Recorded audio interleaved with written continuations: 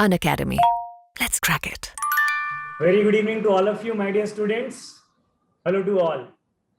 So myself, Samir Bansal, Managing Director Bansal Classes Kota. प्यार से बच्चे मुझे एसबी सर, कई बार जूनियर बंसल सर भी बोलते हैं।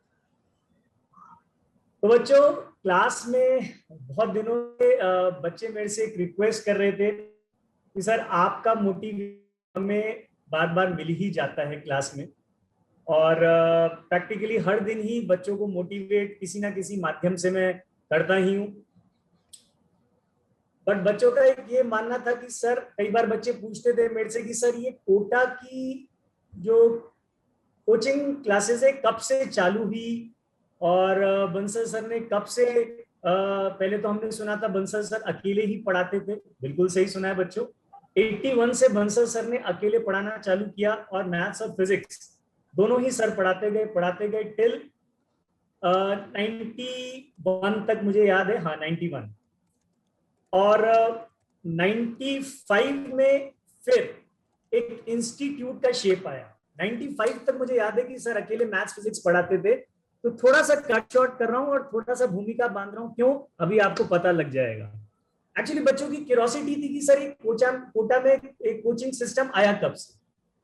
तो बेटा मैं आपको बता देता हूँ कि मैं 97 बैच में 97 में मैंने आईआईटी दिया था, और 95 में ये एक जलजला आया कि जो अकेले एक टीचर मैथ्स और फिजिक्स पढ़ाता था, एक इंस्टीट्यूट का शेप उसने लिया।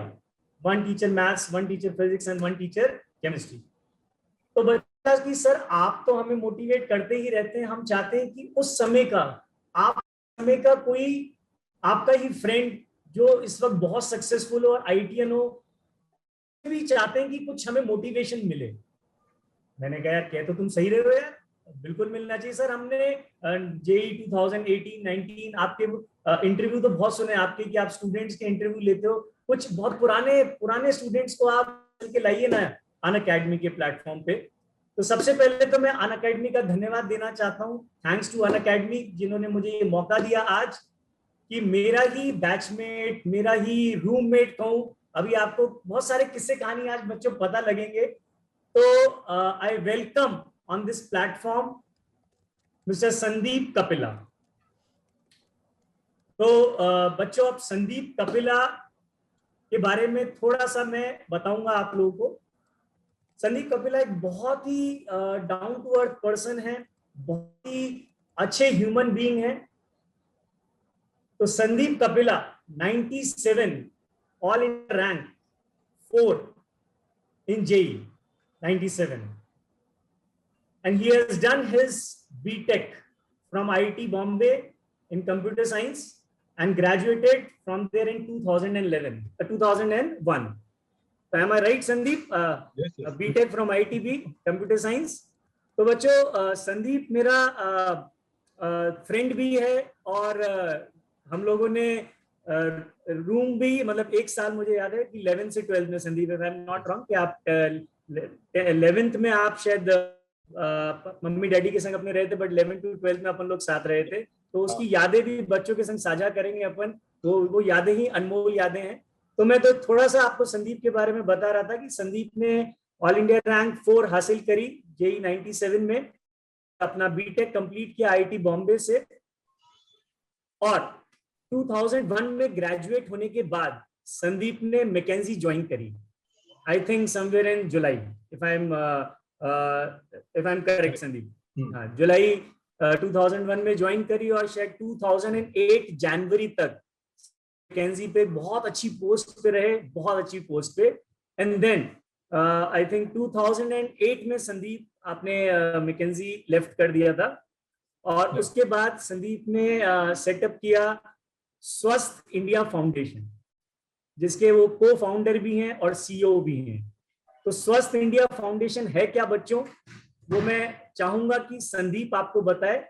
बट बेसिकली आप कह सकते हो शॉर्ट में, जो मैं समझता हूँ भाई, समाज सेवा और हेल्थ के लिए, और जो नीडी पर्सन है जो शायद इतना अफोर्ड नहीं कर सकते हैं, एक तरह की समाज सेवा संदीप कर रहे हैं। तो इसके लिए, मतलब बीइंग एन आईटीएन, नॉर्मली बहुत सारे आईटीएन जो है प्रेफर करते हैं कि यार हम यूएस जाएं, हम बड़ी मल्टी कंपनी में ये करें वो करें कहीं, तो संदीप ने मैकेंजी छोड़ के स्वस्थ इंडिया एनजीओ, उसके को फाउंडर हैं और सीईओ भी हैं। तो पहला सवाल मैं यहीं से संदीप आपसे चालू करूंगा कि ये स्वस्थ इंडिया, आईआईटी से स्वस्थ इंडिया, ये मतलब बच्चे जानना चाहेंगे थोड़ा अपने बारे में, आप और विस्तार में बच्चों को बताएं। Thank you. बहुत सारी मेमोरीज भी आ रही है, साथ साथ टाइम बिताया हुआ है। और अगर स्वस्थ की जर्नी भी इधर से ही आई थिंक सब लिंक्ड है, क्योंकि मैकेंजी में जो मेरा टाइम था 6.5 साल का, उसमें सबसे ज्यादा काम मैंने हेल्थ केयर में किया था। कंप्यूटर साइंस इंजीनियर होके जब मैंने मैकेंजी ज्वाइन किया तो मैंने सोचा कि मैं आईटी सेक्टर में ज्यादा काम करूंगा, बट किस्मत ने मुझे वहां पर ज्यादा काम हेल्थ केयर में करा। और उस दौरान ये देखा कि इंडिया का जो हेल्थ केयर सिस्टम है वो काफी खोखला हो गया है अंदर से। जो आज हमें कोरोना में थोड़ा बहुत दिख रहा है कितनी मुश्किल आ रही है, सब लॉकडाउन में है, क्योंकि प्राइमरीली हमारा प्राइमरी हेल्थ केयर सिस्टम काफी वीक है। और यही चीजें कुछ नई नहीं है, ये पहले से पता है जब सिस्टम में काम करते हैं। तो यही कोशिश रही है हमेशा 2008 से। स्वस्थ की पर्पस भी यही रहा है कि हम इस सिस्टम को कैसे स्ट्रॉन्ग बनाए, इंडिया का एक अच्छा हेल्थ केयर सिस्टम कैसे बनाए। और इस जर्नी में बहुत ज्यादा रोल आईआईटी और मैकेंजी दोनों का रहा है, क्योंकि बैकग्राउंड से नहीं है, डॉक्टर तो नहीं है, पर आई थिंक एक इंजीनियर, एक मैनेजमेंट का व्यू लेना हेल्थ केयर में कि क्या हो रहा है हेल्थ केयर में, वो बहुत इंपॉर्टेंट था। क्योंकि आज मेडिकली एक्चुअली सारी इंफॉर्मेशन, सारी नॉलेज है। प्रॉब्लम रियली जो आ रही है हमें, वो इस बात पर आती है कि हमारा इंसेंटिव स्ट्रक्चर क्या है, हमारा सिस्टम क्या है। एक इंजीनियर की तरह एक व्यू लेना कि कैसे ये पूरा चल रहा है और उसके कारण क्या उसके आउटकम्स हैं, लोगों पर क्या परेशानियां आती हैं।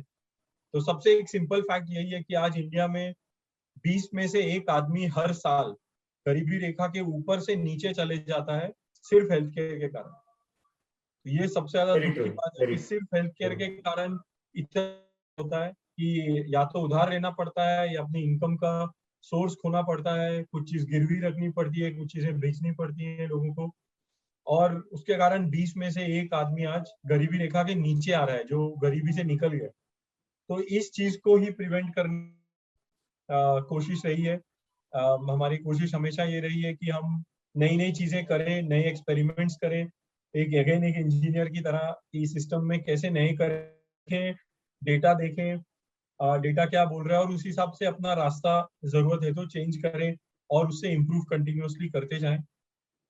तो आज इतने साल बाद, लगभग 13 साल बाद इस स्टेज में कि लगभग 2 करोड़ लोगों को सर्विस दी है मुंबई सिटी में, लोगों के 25 से 30 करोड़ रुपए बचाए हैं हेल्थ केयर एक्सपेंडिचर में, कई लोगों को होपफुली गरीबी रेखा से नीचे जाने से बचाया है। और आज एक मॉडल है, चाहते हैं कि और फैले, खुद से नहीं तो बट एटलीस्ट दूसरे लोग हमसे सीखें और वो इस काम को आगे बढ़ाते रहे हमारे साथ। बहुत बढ़िया संदीप, बहुत बढ़िया। तो संदीप, आज का जो इंटरेक्शन है आपका और हमारा, तो याद है कि आप शायद 10th में गुवाहाटी से शायद डॉन बॉस्को, तो 10th से आपका जर्नी स्टार्ट हुई, फिर आप कोटा आए और 97 में मुझे याद है कि अपना पेपर लीक आउट हो गया था। आईआईटी का इतिहास रहा है कि अभी तक एक ही दफे पेपर लीक आउट हुआ है, एंड दैट वाज इन 97। वैसे तो काफी बच्चों को हम बताते रहते हैं, बच्चों को पता भी ये चीज कि जिन बच्चों को नहीं पता, आज पता लग जाएगा कि 97 में पेपर लीक आउट हो गया था। मुझे याद है संदीप, जब फर्स्ट टाइम 97 का जो फर्स्ट अटेम्प्ट था, वो शायद आपके हॉल में मैं भी बैठा था और ऐसा मतलब बड़ा फेमस हुआ था कि संदीप ने आधे घंटे पहले ही थ्रेड मांग ली थी कि थ्रेड, ऐसा कुछ हुआ था क्या? आपको याद नहीं होगा? याद नहीं, सॉरी। हाँ, बट हो सकता है वो। तो कैसा लगा था आपको, मतलब पेपर? क्योंकि हम लोग तो बस सिर्फ मतलब मैं तो बड़ा एक एवरेज उसमें आता था स्टूडेंट में, तो मेरे को तो ज्यादा फर्क नहीं पड़ा। बट पेपर रिपीट होने के बाद एक जो सेकंड अटेम्प्ट था, तो उस समय क्या आपको, आपके मन में चल रहा था और कैसे आपने क्या क्या मतलब चीजें उस समय करी? एक्चुअली उस समय ये भी हुआ था, सिर्फ आईआईटी का नहीं, I think definitely Chandigarh, Delhi का भी पेपर और डीसी का भी था जो दे रहे थे, वो भी हुए थे लीक। रुड़की का नहीं हुआ था, आई थिंक सरप्राइजिंगली रुड़की का रिजल्ट आया था, तो एक्चुअली उस पोजीशन में थे कि एक एडमिशन को भी करे सिक्योर कि लीक हो रहा है, तो एक वो वरी था कि भाई रियली फेयर रिजल्ट आएगा नहीं आएगा, बट इतना पता था अपना काम करना है जाके, तो दोबारा एग्जाम देना है। बट जो बीच का पीरियड था बिटवीन, आई थिंक ये जानना और ये, उसमें इन्हीं चीजों में भी काफी बिजी रहे थे हम लोग की। मुझे ऐसा याद था कि आप इंस्टीट्यूट में कहीं ऊपर जाके बैठ जाते थे फर्स्ट फ्लोर पर, एरोडोफ के बच्चे आपसे डाउट पूछने आते थे, आप डाउट बताते रहते थे उनको एरोडोफ के, कि मतलब यार अब आपका रिवीजन तो वैसे ही हो जाता था पूरा। बिल्कुल, आई थिंक वो टाइम वैसे तो डेफिनेटली यूज किया था कि अपना रिवीजन साथ में करते करते जिसको भी जो सपोर्ट चाहिए उस समय जिस तरह भी हेल्प कर सके वो तो कर ही रहा था, क्योंकि एक तरह से अपना काम हो गया। और आई थिंक ये अभी तक है, मुझे पता है लाइफ में कोई चीज सीखने का बेस्ट तरीका ये है अगर हम दूसरे को बता सके। तो जब हम कोई चीज दूसरे किसी और को समझा सके, उसका मतलब है हमने उस चीज को रियली समझ लिया, कॉन्सेप्चुअली समझ लिया है, और फिर हम उस पर बिल्ड कर सकते हैं, उसके प्रॉब्लम सॉल्व करना फिर इतना मुश्किल होता है। बट जब तक, वरना क्या है, हम प्रॉब्लम सोल्यूशन को रट रहे हैं एक तरह से। बट फ्रेंड्स में जो मुझे याद है वो यही इंपॉर्टेंट था कि कॉन्सेप्ट को समझ जाए, और उसका बेस्ट टेस्ट यही है अगर क्या हम किसी और को ये समझा सकते। हमारे टाइम में संदीप, मुझे ऐसा याद है कि कंपटीशन इतना टफ नहीं हुआ करता था, बट एक बच्चों का बड़ा कॉमन क्वेश्चन रहता है, मैं तो क्लास में बताते ही रहता हूँ। बच्चे पूछते हैं कि आईआईटी की पढ़ाई करनी कैसी चाहिए सर, मतलब कितने घंटे पढ़ना चाहिए, किस क्वालिटी से पढ़ना चाहिए, क्योंकि मुझे तो याद है आपके संग पूरा एक साल मैंने आपके संग जो रूम शेयर किया है, मैं तो देखता था कि आप टेस्ट होने के बाद आपका था कि मूवी देखना कंपलसरी है, कि भाई हाँ 2 से 5 मुझे याद है बंसल सर ने पेपर लिया और उसके बाद 6 बजे आप हॉल में देखते थे मूवी, और 6 से 9 मूवी देखने के आने खाना खा के आप तो पढ़ने बैठ जाते थे, उसके बाद 2-2.5 घंटे की आपकी स्टडी होती थी। तो आजकल बच्चे बड़ा मतलब आईटी मतलब डे बाय मतलब ईयर बाय ईयर काफी ऐसा लग रहा है कि कंपटीशन बढ़ता जा रहा है, और ये फैक्ट है कि अपने टाइम में अगर अपन देखें 97 में तो इतना इतना टफ कंपटीशन नहीं था, बट इतना नहीं था। तो इतना टफ कंपटीशन, तो मतलब बच्चे जानना चाहेंगे कि मतलब कैसे तैयारी कैसे करनी चाहिए आईटी की। सो आई थिंक सबसे इम्पोर्टेंट चीज है कि बैलेंस्ड वे में करें। आई थिंक मुझे इतना ध्यान है कि जब हम कोई भी चीज की तैयारी करें, चाहे वो आईआईटी के एंट्रेंस की एग्जाम की भी, माइंड को काम बहुत जरूरी है। आई थिंक वो एंजाइटी नेचुरल है, स्ट्रेस नेचुरल है, वो भी आना थोड़ा बहुत, बट उसको एक ब्रेक जिसे बोलते हैं वो पता नहीं शुरू से ही ये आदत रही। बाय चांस मेरे पापा भी आईआईटी बॉम्बे के ही ग्रेजुएट थे, तो उन्होंने ये चीज हमें शुरू से डाली, चाहे वो बोर्ड के 9-10 के एग्जाम थे, कोई भी एग्जाम, उसके पहले साथ साथ ये होता था कि रिलैक्स माइंड को होना जरूरी है। क्योंकि जब हम थोड़ा सा डीफोकस करते हैं, फिर जब हम दोबारा फोकस करने चाहते हैं अपनी प्रॉब्लम पे, तो वो ज्यादा अच्छे से होता है। अगर हम फोकस ही करते रहेंगे तो उसमें बहुत स्ट्रेस आता है। और इसका सिंपल एग्जांपल हम अपनी बॉडी से भी देख सकते हैं कि अगर हमें कोई चीज पकड़नी है, अगर टाइटली पकड़ेंगे तो हम थोड़ी देर तक ही पकड़ पाएंगे, उसके बाद हमें उसे छोड़ना होगा। और अगर हम छोड़ के दोबारा पकड़ना चाहेंगे तो वो अच्छे से हम और कस के पकड़ पाएंगे। तो माइंड का भी सेम प्रिंसिपल है कि पहले फोकस के साथ करो, जो जितना टाइम दे रहे हो वो फोकस टाइम दो। अगर आप 3 घंटा फोकस दोगे वो मच बेटर देन 9 घंटा बस हम डिफोकस्ड वे में दें। तो उससे अच्छा है 3 घंटा फोकस दो, बाकी 3 घंटा खेलो, ताकि एक रिफ्रेश भी हो, मूवी देखो। तो मूवी देखना एक एग्जाम्पल है, बट जो भी आपको फ्रेश करे। मुझे याद है हम लोग खेलते भी कितना थे बाहर, उधर ही क्रिकेट खेलते थे और अपनी होंडा हमारे हीरो हमारे होंडा टाइम पे हमारे टाइम पे मोबाइल नहीं होता था ना इतना नहीं होता था, ज्यादा। तो एक्चुअली फिजिकल एक्टिविटी करते थे जो बहुत मजा आता था। तेरी हीरो होंडा थी, हीरो पुक होती थी, उसको व्हील कराते थे, बहुत बहुत स्किड कराते थे। तो वो लाइफ में मजा साथ में करना बहुत जरूरी है, क्योंकि जब हम मजे में करते हैं कोई चीज, उसका इम्पैक्ट अलग होता है। तो मजा अगर हो लाइफ में तो बाकी चीज भी करेंगे तो वो फोकस्ड वे में होती है, बहुत अच्छे से होती है। क्योंकि रियली माइंड का अगर 3 से 5 घंटा भी अच्छा फोकस्ड मिल जाए तो वो बहुत है, बहुत अच्छा होता है। इस मंच के माध्यम से मैं बच्चों आप लोग को एक चीज और बताना चाहूंगा कि हम लोग का ग्रुप बहुत अच्छा था, क्यों संदीप, मतलब हमारे ग्रुप में ऑलमोस्ट मुझे लगता है मुझे छोड़ के सभी लोगों का आईटी में हो गया था। अभी भी है, अपना ग्रुप तो चल रहा है व्हाट्सएप पे। मतलब मुझे अमन है, Aman is right now in USA, आबा, अपू, लंदन, और बट ठीक है, सभी लोग सक्सेसफुल है, कोई गम नहीं है इस बात का। एक बच्चों आपके सामने एक नॉन आईटीएन भी बैठा है जो सक्सेसफुल है, और एक आईटीएन भी बैठा है जो कि सक्सेसफुल है। ऐसा नहीं कि every successful person is an ITM और एवरी आईटीएन इज सक्सेसफुल, ऐसा बिल्कुल भी नहीं है। तो मैं अपनी क्लास में संदीप ये स्टोरी बच्चों को बिल्कुल सुनाता हूँ कि संदीप कपिला मेरे साथ 1 साल हम लोग साथ रहे। और बेटा ये बड़ी इंटरेस्टिंग कहानी है कि मतलब बंसल सर से जब संदीप कपिला मिले कि सर मेरे पापा का शायद आपका ट्रांसफर, पापा का ट्रांसफर हो गया था ना शायद, हाँ कोटा। तो सर मैं तो कोटा छोड़ के जा रहा हूँ, अब आप बताइए क्या करें। तो सर ने बोला नहीं बेटा, कोटा छोड़ के जाने की शायद जरूरत नहीं है, आप हमारे घर पे रहें, कुछ ऐसा हुआ था ना शायद। तो संदीप 1 साल मेरे साथ रहा और मैं संदीप का फायदा भी नहीं उठा पाया। संदीप शायद कहता रहा कि यार समीर तू फिजिक्स पढ़ ले, तेरी फिजिक्स वीक है, मैं मैथ्स ही मैथ्स पढ़ता रहता था। तो अगर जो मुझे सुन रहे हैं इस वक्त, बेटा आईआईटी एक सब्जेक्ट नहीं निकाली जा सकती, अगर आपकी खाली मैथ स्ट्रांग है, फिजिक्स और केमिस्ट्री एवरेज है तो नहीं निकाली जा सकती। तो एक बच्चों का बड़ा कॉमन सा क्वेश्चन रहता है संदीप, वैसे मैं आपसे पहले पूछना चाहूंगा कि अब तो क्या आप कितने घंटे पढ़ते थे यार, मतलब उस टाइम पे आपको याद है कि मतलब यार, मतलब बच्चे जानना चाहेंगे सर 4th रैंक वाला क्या 15 घंटे पढ़ता है, 20 घंटे पढ़ता है, सोता ही नहीं है क्या? कुछ बच्चों के दिमाग में ऐसा फैसिनेशन रहता है। तो मैं बच्चों को बताता हूँ कि भाई नहीं, संदीप कपिला एक ऐसा टॉपर है बंसल क्लासेस का जो बड़ा मस्त था, भी था, गेम्स भी खेलता था, मस्ती भी करता था, बाइक भी चलाता था, कार भी चलाता था, मूवीज भी देखता था, क्योंकि वो मोबाइल कुछ नहीं था उस समय, ठीक है क्या? बट स्टिल बच्चे आपके मुंह से सुनना चाहेंगे अगर आपको कुछ यादें हैं उस टाइम की कि यार मतलब हाँ ये मेरा स्केड्यूल कुछ ऐसा रहता था। मुझे इतना याद है कि रफली एक शेड्यूल था।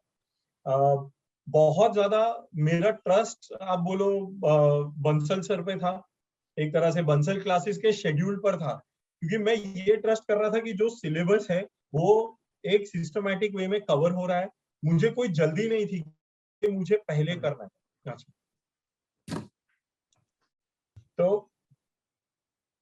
तो मुझे ये था कि बंसल सर जो बंसल क्लास का जो शेड्यूल है उस पर पूरा ट्रस्ट था। तो मुझे कभी जल्दी नहीं थी कि यार ये सिलेबस में नहीं आया तो मैं अभी आगे जाके कर लूं, क्योंकि मैं इस पे था कि वो टाइमली मेरे को सब करवाया जाएगा, कवर करा जाएगा। जो मैं डेफिनेटली करता था वो मेरी आईआईटी तक आदत रही, बाद में भी मेरी अटेंडेंस पूरी रहती थी कि जब क्लास हो रही है उसमें पूरा रहो, उसमें पूरा अटेंशन दो, जो सिखा रहे हैं वो सीखो, जो होमवर्क दिया है एज पर टाइम करो। उतना टाइम मैं रखता था। एक्चुअली मैंने उससे बहुत कम बाहर किया है आज तक, चाहे वो आईआईटी में जाके भी, और आईआईटी जाके मैं 9 पॉइंटर रहा हूँ उसके बाद सिर्फ इस बेसिस पर। कभी ऐसा नहीं हुआ कि एग्जाम के पहले हाव करके पढ़ो, बट रेगुलरली पढ़ते रहो अपने शेड्यूल से, और बाकी का टाइम दूसरी चीजों के लिए भी निकालो। इम्पोर्टेंट है, खासकर से मैं बोलूंगा इन रेट्रोस्पेक्ट ये सीख के, योग के बारे में बहुत जान के, फिजिकल एक्टिविटी के लिए, क्योंकि आज बहुत सारे साधन हो गए हैं, टीवी हो गया जहां हम एंटर हो जाते हैं बट हम फिजिकली अपने बॉडी को यूज नहीं करते। बट बहुत जरूरी है कि हम मेंटल ब्रेक दें। तो जब हम टीवी देख रहे हैं, मोबाइल देख रहे हैं, तो एंगेजमेंट हमारे माइंड के आगे, तो माइंड थकता है, माइंड रिलैक्स नहीं होता है उससे। बट जब हम कोई फिजिकल एक्टिविटी करते हैं, कोई गेम खेलते हैं, क्रिकेट खेले, फुटबॉल खेले, मूवमेंट करें, किसी को अगर बॉक्सिंग पसंद है बॉक्सिंग करें, योगा पसंद है योगा करें, बट फिजिकल एक्टिविटी जरूर करें, क्योंकि बॉडी को फिजिकली भी एनर्जी डिस्चार्ज करने की जरूरत है और उस समय माइंड रिलैक्स होता है। तो जब माइंड वापस पढ़ाई में एंगेज होगा तो वो पूरी एनर्जी से होगा और बहुत कंसंट्रेशन के साथ होगा। बहुत बहुत सही, यही संदीप बच्चे आपके मुंह से सुनना चाह रहे थे, क्योंकि हम तो क्लास में बोलते बोलते थक जाते हैं कि बेटा कंसिस्टेंसी रखो और टीचर बार बार चेंज मत करो और क्लास में 100% अटेंडेंस दो। बट शायद बच्चे आपका लेक्चर सुन के और आपके मुंह से ये बात सुन के इस चीज को कि भाई मतलब अटेंडेंस 100% होनी चाहिए। मतलब ठीक है, बीमार पड़ जाओ तो बात अलग है। और आजकल तो भाई अनअकैडमी पे के माध्यम से मतलब वंस अगेन अनअकैडमी के लिए मतलब मैं थैंकफुल हूँ कि भाई मतलब ये रिकॉर्डिंग फीचर और ये जो टेक्नोलॉजी का जो एरा आ गया है, इससे बच्चों की स्टडी मुझे लगता है और आसान हो गई है। इससे आसान हो गई है, पर इसमें साथ में ये अगर है, मुझे पता नहीं है, लाइव बहुत बहुत इंपॉर्टेंट है, उसका एक अलग इम्पैक्ट होता है। मैं अभी बता सकता हूँ क्योंकि मैं खुद, मेरी लाइफ हमेशा लर्निंग की रही है। तो 20 साल लाइव क्लासेस ही होती हैं। Very good. तो मैं अभी संस्कृत सीख रहा हूँ, तो मैं संस्कृत की एक ऑनलाइन क्लास कर रहा हूँ और मैं उसमें फर्क देखता हूँ कि जब मैं ऑनलाइन लाइव क्लास कर रहा हूँ टीचर के साथ क्लास में बैठ के वर्सेस एक रिकॉर्डिंग देख रहा हूँ। तो एक बार मेरे साथ ये हुआ, उसके बाद मैंने अब डिसाइड करा है कुछ भी करके मैं लाइव क्लास ही अटेंड करूंगा। तो मेरा शेड्यूल अब ऐसा है कि वो लाइव क्लास अटेंड, बाकी चीजें एडजस्ट हो जाती। तो वो प्रायोरिटी की बात है, बस हमें किस चीज को इंपॉर्टेंस और प्रायोरिटी देनी है। लाइव क्लास उसको अच्छे से रेगुलर कंसंट्रेशन के साथ अटेंड करना, वीडियो ऑन करके अटेंड करना, ये एक दूसरा मैं देखता हूँ हो गया है, वीडियो ऑफ कर लेते हैं, बट वीडियो ऑन करने से वो हमें भी एक तरह से डिसिप्लिन में रखता है कि हमें अटेंटिव रहना है। और और वीडियो ऑडियो फीचर तो आ चुका है ना अकेडमी पे, अभी वीडियो फीचर भी आना है। हमारा वीडियो दिखता है बट बच्चों का वीडियो नहीं दिखता। एक बच्चे संदीप बड़ा पूछते हैं सिली मिस्टेक, हमें याद नहीं यार, हमारे टाइम पे जब अपन पढ़ते थे तब भी सिली मिस्टेक होती थी, बट इतना नहीं कहते थे अपन ये सिली मिस्टेक। आजकल बच्चा बोलता है सिली मिस्टेक हो गई सर, सिली मिस्टेक। ये मतलब आप इस पे कुछ बोलना चाहेंगे बच्चों को सिली मिस्टेक्स के बारे में? सिली मिस्टेक का कैसे अवॉइड करी जाए, कैसे मतलब मिनिमाइज करी जाए, अवॉइड तो फिर क्या मतलब कर सकते? आई थिंक वही है पहली चीज, मोस्ट इंपॉर्टेंट, उस पर ध्यान मत दो। हो गई एक बार तो हो गई, उसको भूलो। बट उसका जो रूट कॉज है सिली मिस्टेक का, वो सिर्फ हमारे अगेन अटेंटिवनेस का है। अगर हमारा माइंड डिस्ट्रैक्टेड है, 50 चीजों में है, तो उस मोमेंट में मिस्टेक होने का चांस होता है। अगर हम पूरी तरह उस मोमेंट में है, उसमें फोकस है, तो वो मिस्टेक नहीं होती। जब हम यही सोचते हैं ना कि अरे मैं एग्जाम दे रहा हूँ, मेरा क्या रिजल्ट आएगा, मैं कुछ कर रहा हूँ, इसका फायदा क्या होगा, आज मैं कुछ सीख रहा हूँ अगर सर से, तो उसको उसका मेरा फायदा क्या होगा, अगर मेरा ध्यान उधर चला जाता है तो सीखने में नहीं है, तो मिस्टेक होने के चांसेस। सेम अगर एग्जाम लिख रहा हूँ, अगर मैं ये सोच रहा हूँ कि अरे एग्जाम लिख के मेरे अगर इतने नंबर आए, मेरी इतनी रैंक, तो मेरा ये होगा, अगर मेरा ध्यान उधर चला गया तो इधर गलती होने की चांस होते हैं। तो मिस्टेक का रीजन सिर्फ वही होता है और कुछ नहीं, क्योंकि एक्चुअली सब पता होता है। मिस्टेक तभी होती है जब हमारा ध्यान उस मोमेंट से भटक जाता है। आपको याद है संदीप, मतलब 96 में अपन लोग 11th में थे, तो सर मैथ्स और फिजिक्स दोनों पढ़ाते थे और डाइनिंग टेबल पे सर पढ़ाते थे, और अपन लोग पीछे बैठ के, वो ब्लैक बोर्ड टंगा रहता था ना, ब्लैक बोर्ड पे सवाल लिखे रहते थे। तो वो एक बड़ा इंपॉर्टेंट, कितना अच्छा फीचर था कि मतलब सर आगे सर पढ़ा रहे हैं और अपन लोग पीछे बैठ के सवाल कर रहे हैं, और वो हाफ एन आवर जो अपन को मिलता था कि भाई वो 6 सवाल लिखे, और वो चॉकलेट प्रॉब्लम, आपको याद होगा एक चॉकलेट प्रॉब्लम लिखी रहती थी उस पे। शंभू खंडेलवाल अपनी बैच का स्टूडेंट, वो हमेशा चॉकलेट प्रॉब्लम पे जाता था। तो वो उसका एडवांटेज अपन को प्रेशर सिचुएशन भी फेस करना आता था कि हाँ, कि हमें 25 मिनट्स में सर की प्रेजेंस में, सर तो पढ़ा रहे हैं और पिन ड्रॉप साइलेंस रख के अपन को करना पड़ता था सवाल, और वहीं पे 25 मिनट्स में उन प्रॉब्लम्स को सेलेक्ट करना था कि इसमें से कौन सा छोड़ना और कौन सा करना है। तो आपकी तो स्पीड फास्ट थी, आप तो शायद मुझे याद है सारे ही सवाल कर लेते थे। तो ये प्रथा मैंने चालू कर दी अन अकेडमी पे। मतलब अब मैं मेरी क्लास में बच्चों को मेरी प्रेजेंस में, मतलब 1.5 घंटे की क्लास होती है, 25 मिनट्स, मतलब वही जो ओरिजिनल अपना बंसल सिस्टम था, वो मैं कोशिश वापस यहाँ लाने की। तो मुझे लगता है कि जो प्रेशर सिचुएशन है बच्चों को फेस करना आना चाहिए, और सिलेक्शन से ज्यादा इंपॉर्टेंट है कौन सा क्वेश्चन छोड़ा जाए आईआईटी के पेपर में, कि भाई वो बहुत इंपॉर्टेंट रहता है। दूसरा, बच्चों का एक बड़ा एक कॉमन क्वेश्चन है सर, ये आईआईटी में रैंक, मतलब अपने टाइम पे मुझे याद है शायद 2500-2700 बच्चे निकलते थे आईआईटी में। तो आजकल बच्चा सोचता है नहीं, टॉप 100 वाले रैंकर ही अच्छे हैं या टॉप 500 वाले रैंकर ही अच्छे हैं। कैसा माहौल रहता है आईआईटी में जाके, और जो सोच रहती है कि क्या 5000 रैंक वाला आईआईटी में क्या अच्छा नहीं कर सकता, मतलब थोड़ा सा बताइए ना आप इसके बारे में। सो आई थिंक जो मैंने जितना देखा है अपने फ्रेंड्स को भी आईआईटी में, क्योंकि हमारे भी सारे रैंकर्स थे, फाइनली तो सब फ्रेंड्स बन गए थे उधर जाके मिलके, कि आईआईटी जस्ट एक स्टार्टिंग पॉइंट है। आई थिंक आज ये मैं जितना बात करता हूँ थोड़ा बहुत लोगों से, यंगस्टर से, वो यही समझ आता है, उन्हें लग रहा है आईआईटी हो गया तो सब कुछ हो गया, but I think really IIT एक स्टार्टिंग पॉइंट है। आईआईटी एक प्लेटफॉर्म दे रहा है, एक ब्रांड दे रहा है, जो आपकी एक आइडेंटिटी बन जाती है, राइट। बट उसका आप क्या करते हो वो आपके ऊपर है। तो आईआईटी में हर आपको कोई भी डिपार्टमेंट मिले, अगर आप उस डिपार्टमेंट में एक्सेल करो जाके, तो वही आपका फ्यूचर है। तो सीएस का जो बंदा लास्ट है, उससे बेटर कोई और डिपार्टमेंट का टॉपर होगा, किसी भी और डिपार्टमेंट का, अगर आप उसमें एक्सेल कर लो जाके। और वो इंपॉर्टेंट है, वो एटीट्यूड रखना, वो माइंडसेट रखना कि मैं जो करूं वो अच्छा करूं। तो एक सिंपल, एक्चुअली ये बहुत पुरानी बात भी है, यही कहते हैं अगर मोची बनना है तो बाटा बनो, राइट। वो भी एक मोची था, वो बाटा बन गई, राइट। तो आप जो काम करो अगर उसे अच्छे से पूरे लगन से करोगे तो वो आपको आगे लेके जाएगा, क्योंकि हर डिपार्टमेंट से, चाहे आपका ड्रीम बाहर जाना है, बाहर की यूनिवर्सिटी में पढ़ना है, हर डिपार्टमेंट से बच्चे जाते हैं वहां पर आईआईटी में, कि आप, बट वो अब उस पर नहीं डिपेंड करता उनका जेई रैंक क्या था, वो उस पर डिपेंड करता है वो वहां आके उन्होंने क्या करा, उस पर डिपेंड करता है कि उन्होंने उधर कितनी रिसर्च करी, कितनी अपनी पढ़ाई में ध्यान रखा।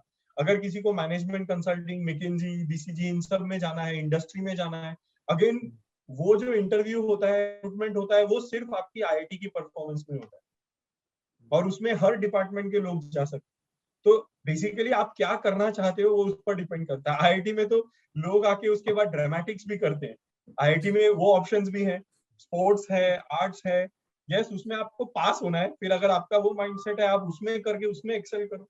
आज आईआईटीएंस हैं जो शायद टीवीएफ चला रहे हैं, यूट्यूब पे इतने अच्छे चैनल्स हैं, टीवी चैनल, और उसके कंटेंट बना रहे हैं। लोग हैं जिन्होंने अच्छे से साइंस एजुकेशन देने का कंटेंट बनाया, अपना ये दोनों स्किल को मर्ज किया कि हम कैसे करें। तो आईआईटी सिर्फ एक स्टार्टिंग पॉइंट है, एंट्रेंस एक स्टार्टिंग पॉइंट है, वो डेफिनेटली एक लाइफ लॉन्ग, मैं बोल सकता हूँ एक लाइफ लॉन्ग मेमोरीज तो देता ही है, फ्रेंड्स देता है, बट मोस्ट इम्पोर्टेंटली एक ब्रांड भी देता है। आज भी कहीं भी जाओ, एक्स आईआईटीएन का एक एक ऑटोमेटिक रिलेशन है, हम कोई भी आईआईटी से मिल जाए बट वो एक रिलेशन बन जाता है आईआईटी एलुमनाई के नाम से, चाहे दूसरे आईआईटी का भी हो। आज दुनिया में कहीं भी एक वो एक बोलो एक फैमिली जैसा बन गया, आप उधर एडमिट होते हो तो वो एक आपको बहुत एक्सटेंडेड, बहुत अच्छी फैमिली मिल रही है, बट उसका आप क्या करते हो वो सब आपके ऊपर, तो कैसे यूज करते हो। बिल्कुल, बहुत सही, बिल्कुल। आजकल मैंने देखा है संदीप, बच्चे जो, जैसे मैं मतलब काफी मतलब बच्चों को पढ़ा चुका हूँ, आईटीएन बना चुका हूँ, बट कई बच्चों के अंदर मैंने देखा है वो प्लानिंग बहुत करते हैं कि अब मैं ये करूंगा, अब यार ये करना है, वो करना है, ये करना है। तो मुझे ऐसा लगता है कि इतनी ज्यादा प्लानिंग की जरूरत नहीं है, क्योंकि कई बार ऐसा लगता है कि बच्चे प्लानिंग ही करते रह जाते हैं कि यार मैं ये फिजिक्स में, जैसे मुझे याद है कि अपने टाइम में आई थिंक एचसी वर्मा और इरोडो, बट मतलब डू यू थिंक कि आईटी निकालने के लिए विद रैंक बहुत सारा मटेरियल करने की जरूरत है? आपको ऐसा लगता है?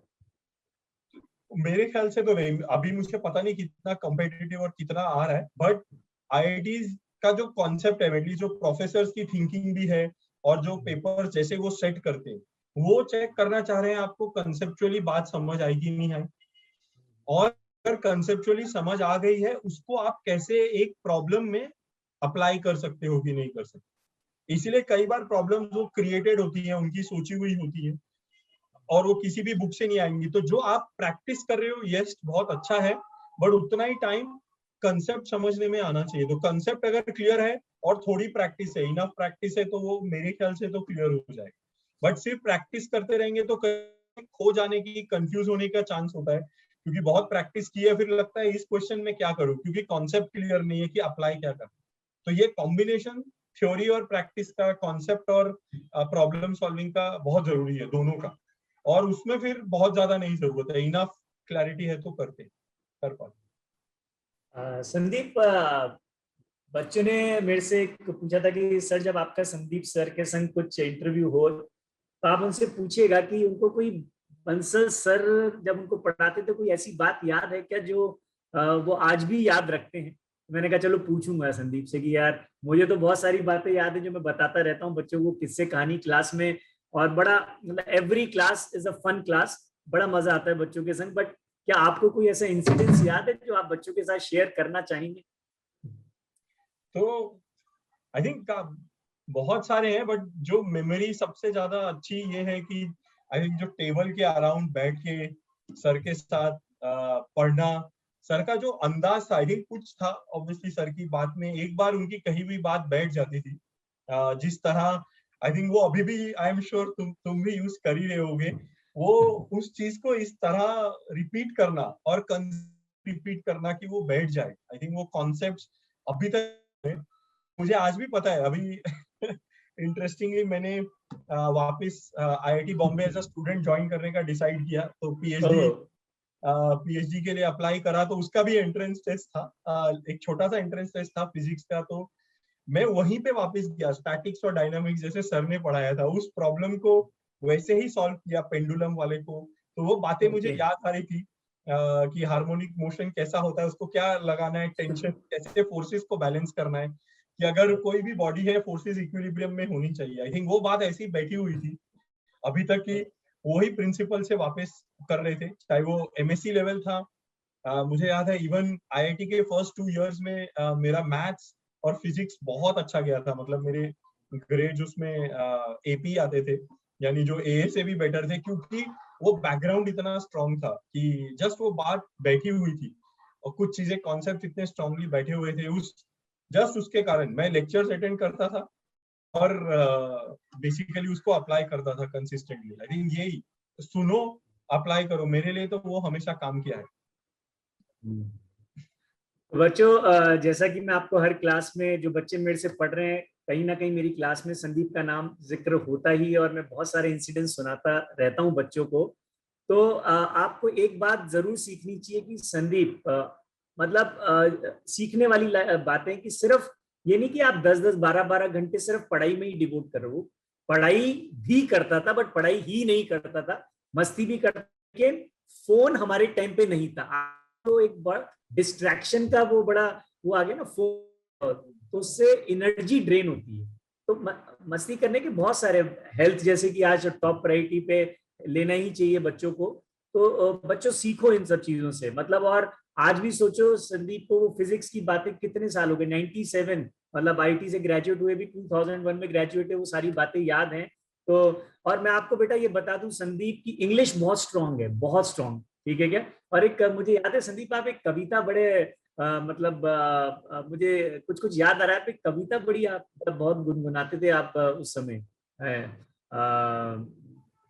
मतलब गाना था या कविता था, आपकी बड़ी लाइकिंग पे थी वो, आपको कुछ याद आ रहा है ऐसा? वो वाला था, and I have promises to keep and miles to go before I sleep. वो वाली पोएम मुझे बड़ी पसंद है, जॉन कीट्स की, that the woods are lovely dark and deep and I have promises to keep and miles to go before I sleep and miles to go before I sleep। बच्चों को वही मतलब कोई एक आप एक टिप जो बच्चों को देना चाहें इस समय की तरह से आईटी को लें ताकि उनको hello sir, hi sir. Hello sir, hi. So actually मुझे अपनी यूट्यूब टीम से पता चला कि we are having this session and Sameer Bansal sir काफी ज्यादा संदीप सर की बात किया करते थे, सो आई ऑल्सो थॉट कि somehow it would be a great opportunity for me also to meet both of them at the same time.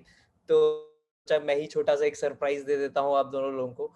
And मैं सुन रहा था आप लोगों की बातें and that was very really interesting बातें आप दोनों जो कर रहे थे। आई एम श्योर बच्चे भी सुन के बहुत excited and they feel happy about it. तो सबसे पहले तो आई होप आप दोनों ही अच्छा कर रहे होंगे। समीर बंसल सर से तो मेरी बात होती ही रहती है and it has been I been in touch with him. I am also a student of Bansal classes. तो हम तीनों में एक ये कॉमन फैक्टर है कि हम तीनों ही बंसल सर से और बंसल क्लासेस में पढ़ चुके हैं। अब आप लोगों के टाइम डाइनिंग टेबल होता था, हम लोग के टाइम तो बहुत बड़ा इंस्टीट्यूट था जहाँ पे हम साइकिल भी ढूंढा करते थे। तो वो भी एक बहुत बड़ा चैलेंज था हमारे लिए बाद में। तो अब मैं आया हूँ तो मैं सोच रहा था, आई वाज थिंकिंग जस्ट एक संदीप सर से मैं भी एक क्वेश्चन पूछ लूं, since he has been very well accomplished. वो हर चीज में एक समवन जिसको हम देख सकते हैं कि समवन टू लुक ऑन, कि ऐसा लाइफ में करना है, ऐसा बनना है। तो सर मैं ये जानना चाहता हूँ sir, you have been a great journey. आप आईआईटीएन बने, फिर आप एक एंटरप्रेन्योर बने, आपने you worked in a sector where you will always have a goodwill attached to it. So sir, do you believe that in your success how much role that the tag of being an IITian played? So and if it was not in IIT, would you been able to accomplish these things? So इस बारे में sir अगर आप कुछ बता पाए तो। So I think इसमें दोनों बातें हैं। तो firstly, being an IITian now is like a part of my identity. It's very difficult to separate it out. Like I said before, it just stays with you. It becomes a much larger community. So post IIT alumni is itself a very big network, big set of people. There is an immediate connection So today also in my work, I meet seniors like IIT alumni of 90, 80s, and they just knowing that we are from the same IIT, there is an instant connection and they start conversing. So as an entrepreneur, it was very helpful because we were able to discuss things and they are able to support, give advice. There are a lot of IITians who are entrepreneurs, so seniors also again help us. मतलब जो हमें बहुत मदद करते हैं at different stages. So it's in a way a lifelong privilege that we get. It's a privilege which also comes with a lot of responsibility because you have to make sure that you maintain that brand in a own way, right? So we don't do, it stands for certain professionalism, ethics, quality, and that stays, and that is very much there. But at the same time, and to me, to my learning in my life, it has played. I can't imagine anything without it now, right? क्योंकि हर stage में, चाहे वो McKinsey का था, उसके बाद as an entrepreneur, this helped, saying that you are an IT. And even today, government has actually made it very easy for people with IIT to apply for a PhD at IIT. So I didn't have to give GATE, for example. Okay. So they said once you have cleared a JEE, you don't have to clear an entrance exam. So if I had to do a PhD and I don't need to do a master's also. So after BTech, I am able to apply for a PhD at IIT immediately. So that's a benefit, right? Once in life you do this, there is a certain benefit that you get with it.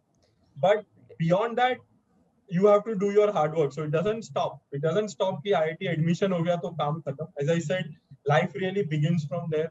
उसके आगे life क्या बनती है? It's really in your hands. It's just a starting point. You've gotten a entry point. उसके बाद वहाँ पे you have to still build.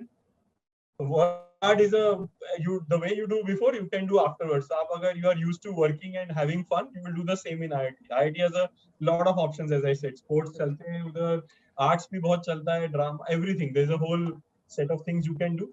And at the same time, it's not only IIT. So I have seen non-IITians also do fantastic now.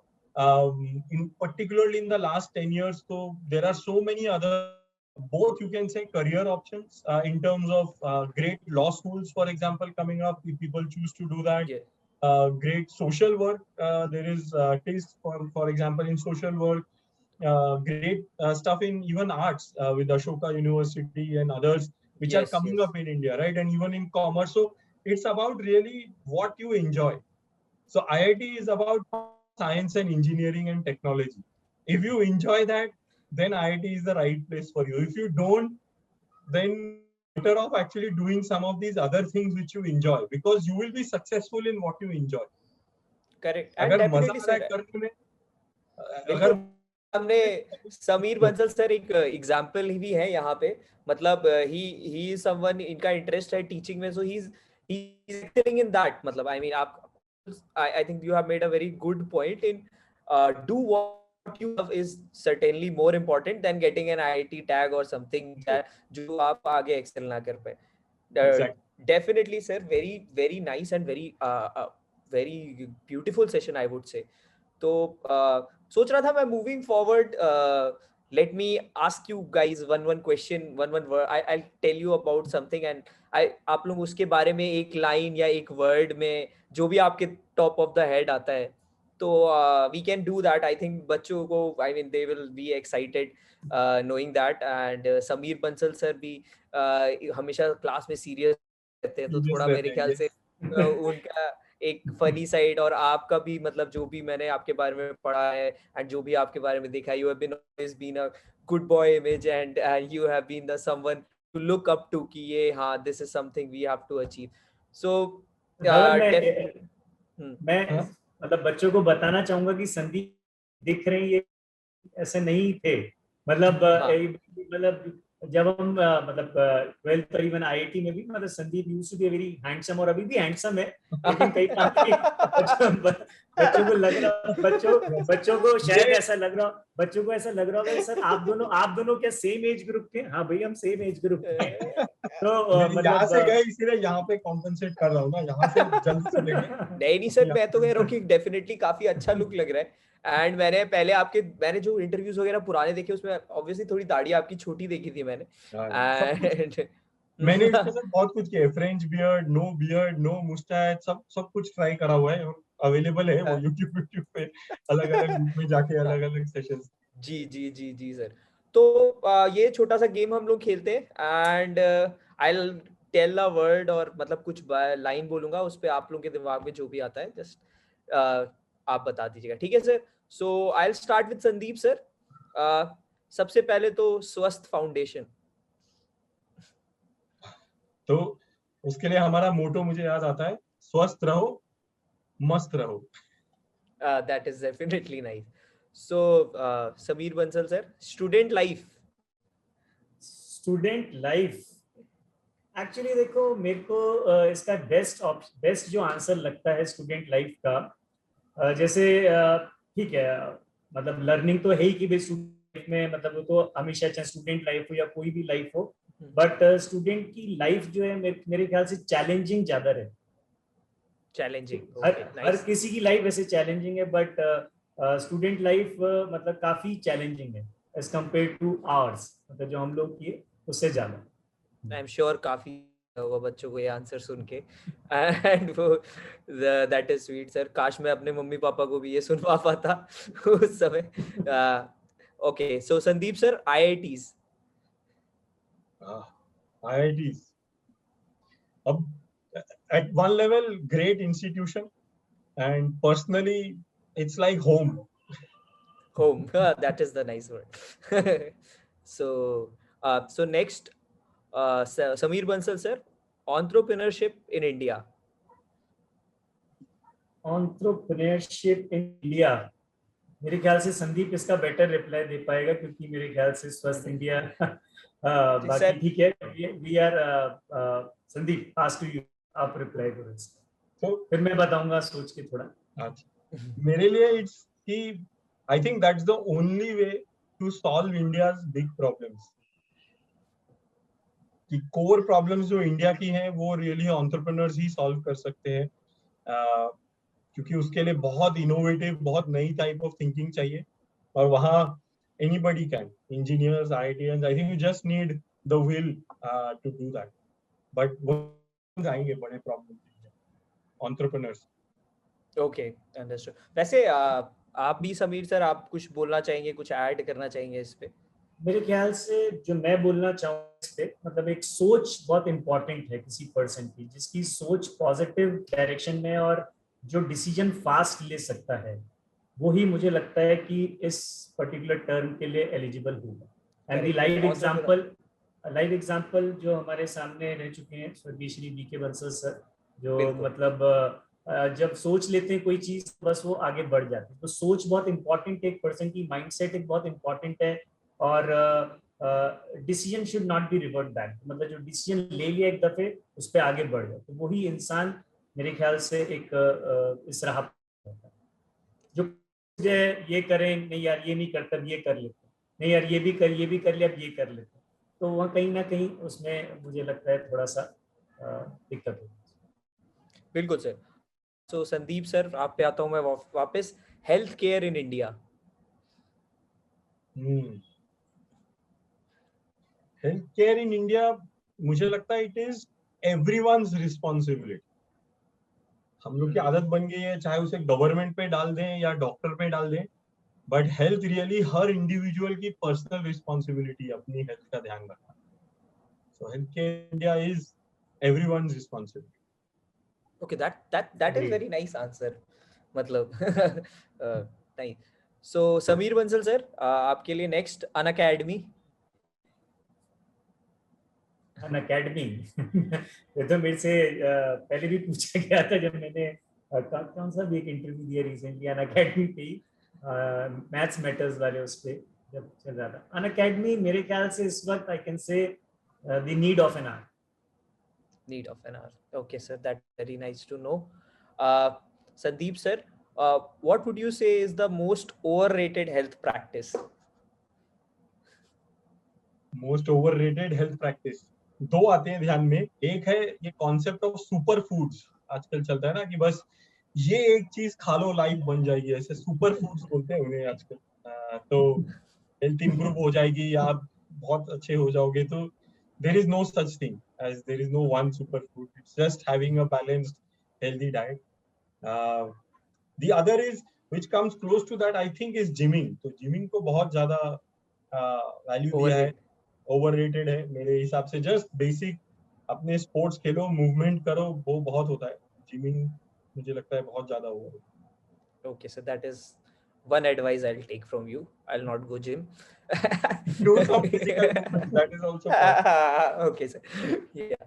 And okay, sir. Sameer Bansal sir, आपसे what was the most effective health advice जो आपको मिला और जो आप देना चाहोगे, share करना चाहोगे? मेरे हिसाब से किसी भी फॉर्म में आप एक्सरसाइज करें, but it should be consistent. चाहे आप योग करें, चाहे आप वॉकिंग करें. जैसे बंसल सर हमेशा कहा करते थे कि if you crawl keep crawling, if you can run keep running. ठीक है क्या? And if you can little bit crawling, then keep on crawling, but करते रहो वो चीज. तो हेल्थ भी एक्सरसाइज करें, चाहे अगर आप वॉक ही कर सकते हो तो वॉक करें, और अगर आप योग कर सकते हैं योग करें. ठीक है क्या? बट वो कंसिस्टेंसी के साथ करें. ये 2 दिन कर लिया और फिर बस गायब हो गया. I can say. Understood sir. Thank you so much for answering my थोड़े उटपटांग से सवाल. आप लोग ने अच्छे जवाब देके उसको अच्छा बना दिया.